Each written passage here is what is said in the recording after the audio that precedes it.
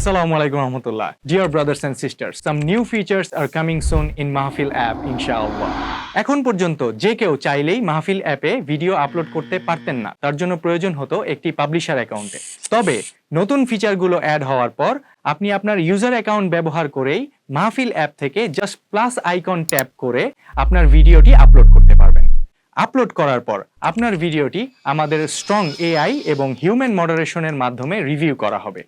রিভিউয়ের পর আপনার ভিডিওটি যদি শতভাগ হালাল এবং নিরাপদ হয়, তবেই আপনার ভিডিওটি দ্রুততম সময়ের মধ্যে পাবলিশ করা হবে। এছাড়াও এখন পর্যন্ত আপনারা একই ইমেল আইডি ব্যবহার করে ইউজার এবং পাবলিশার অ্যাকাউন্ট চালাতে পারছেন না।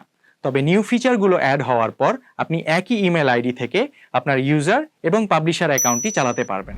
সো মাহফিলের সাথে থাকুন, আপনার ও আপনার পরিবারের ডিজিটাল জীবনকে হালাল ও নিরাপদ রাখুন। মাহফিল, ফর ইউ, for futures.